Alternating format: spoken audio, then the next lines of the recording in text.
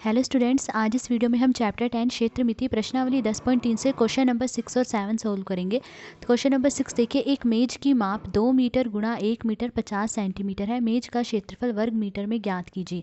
तो एक मेज है जिसका माप यहाँ पे दिया गया है। लंबाई उसकी 2 मीटर है और चौड़ाई 1 मीटर 50 सेंटीमीटर है। देखिए, जो भुजा बड़ी होती है वो लंबाई होती है, तो यानी लंबाई 2 मीटर है और चौड़ाई जो है 1 मीटर 50 सेंटीमीटर है। तो अब हमें इस मेज का क्षेत्रफल निकालना है। तो मेज की लंबाई दी गई है 2 मीटर और मेज की चौड़ाई दी गई है 1 मीटर 50 सेंटीमीटर। अब देखिए, ये मीटर में और ये सेंटीमीटर में, तो हम इसे एक इकाई में बदल लेंगे। हम इसे मीटर में बदल लेंगे क्योंकि जो लंबाई है वो भी मीटर में है, तो हम इससे चौड़ाई को मीटर में बदलेंगे।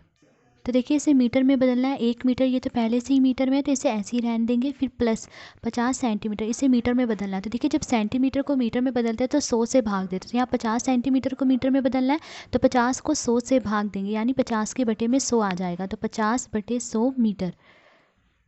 अब देखिए, 1 मीटर हमने ऐसे ही लिखा, फिर प्लस अब 50 बटे 100, इसे कैसे लिखेंगे? देखिए, बटे में क्या है 100, 100 में 2 जीरो है, तो ऊपर पीछे की तरफ से 2 अंकों के बाद दशमलव आएगा। तो हमने लिखा 50, अब पीछे की तरफ से 2 अंकों के बाद दशमलव आना है, तो 1 2 2 अंकों के बाद यहाँ दशमलव आएगा। इकाई के स्थान पर यहाँ कुछ नहीं है तो यहाँ 0 आएगा, तो 0.50 मीटर। अब इन दोनों को प्लस कर लीजिए। देखिए, 1 + 0 1, फिर 0.50 मीटर। तो क्या आया? 1.50 मीटर। तो मेज की चौड़ाई क्या है? 1.50 मीटर। अब मेज का क्षेत्रफल निकालना है। तो देखिए, जो मेज है वो आयताकार है, क्योंकि यहाँ पे लंबाई और चौड़ाई जो है अलग अलग है। तो यानी जो मेज है वो आयत के आकार का है, और आयत का क्षेत्रफल निकालने का फॉर्मूला क्या है? लंबाई गुणा चौड़ाई। तो लंबाई क्या दी गई है? 2 मीटर गुणा चौड़ाई है 1.50 मीटर। तो अब देखिए, 2 को गुणा करना है 1.50 से, तो थोड़े समय के लिए दशमलव को भूल जाइए। तो ये 2 है और ये 150 है, तो 2 को 150 से गुणा करेंगे तो गुणा करने पर क्या आएगा? 300 आएगा।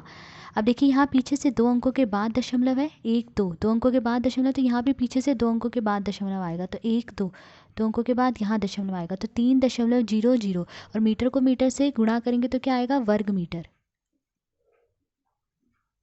तो मेज का क्षेत्रफल क्या है? 3.00 वर्ग मीटर। अब देखिए, दशमलव के बाद जो जीरो होती है इसकी कोई वैल्यू नहीं होती है, इसे आप लिखें या ना लिखें एक ही बात है। तो हम इसे लिख लेंगे 3 वर्ग मीटर। तो मेज का क्षेत्रफल आया 3 वर्ग मीटर। अब क्वेश्चन नंबर 7 देखिए, एक कमरे की लंबाई 4 मीटर तथा चौड़ाई 3 मीटर 50 सेंटीमीटर है। कमरे के फर्श को ढकने के लिए कितने वर्ग मीटर गलीचे की आवश्यकता होगी? तो एक कमरा है जिसकी लंबाई 4 मीटर और चौड़ाई जो है 3 मीटर 50 सेंटीमीटर है। तो उस कमरे के फर्श पर जो है गलीचा बिछाना है। अब पूछा गया है कि उस कमरे के फर्श को गलीचे से ढकने के लिए कितने वर्ग मीटर गलीचे की आवश्यकता होगी? तो देखिए, हमें कितने वर्ग मीटर गलीचे की आवश्यकता होगी? जितना उस कमरे के फर्श का क्षेत्रफल होगा उतने ही वर्ग मीटर गलीचे की आवश्यकता होगी। तो हम इसमें कमरे के फर्श का क्षेत्रफल निकालेंगे। तो कमरे की लंबाई बराबर 4 मीटर, कमरे की चौड़ाई बराबर 3 मीटर 50 सेंटीमीटर। अब देखिए, ये मीटर में है सेंटीमीटर में, तो हम इसे एक इकाई में बदल लेंगे। हम इसे मीटर में बदलेंगे। तो देखिए, इसे मीटर में बदलना है 3 मीटर, ये तो पहले से ही मीटर में, तो इसे ऐसे ही लिखेंगे 3 मीटर, फिर प्लस 50 सेंटीमीटर। अब इसे मीटर में बदलना है। तो देखिए, जब सेंटीमीटर को मीटर में बदलते हैं तो 100 से भाग देते हैं। तो यहाँ 50 सेंटीमीटर को मीटर में बदलना है, तो 50 को 100 से भाग देंगे, तो 50 बटे में आ जाएगा 100 मीटर। 3 मीटर ऐसे ही लिखा, फिर प्लस, अब इसे कैसे लिखेंगे? देखिए, बटे में क्या है 100, 100 में 2 जीरो है, तो ऊपर पीछे की तरफ से 2 अंकों के बाद दशमलव आएगा, तो हमने लिखा 50। अब पीछे की तरफ से 2 अंकों के बाद दशमलव आना है, तो 1 2 2 अंकों के बाद यहाँ दशमलव आएगा। इकाई के स्थान पर कुछ नहीं है तो यहाँ 0 आ जाएगा, तो 0.50 मीटर। अब इन्हें प्लस कर लीजिए। देखिए, 3 + 0 3, फिर 0.50 मीटर।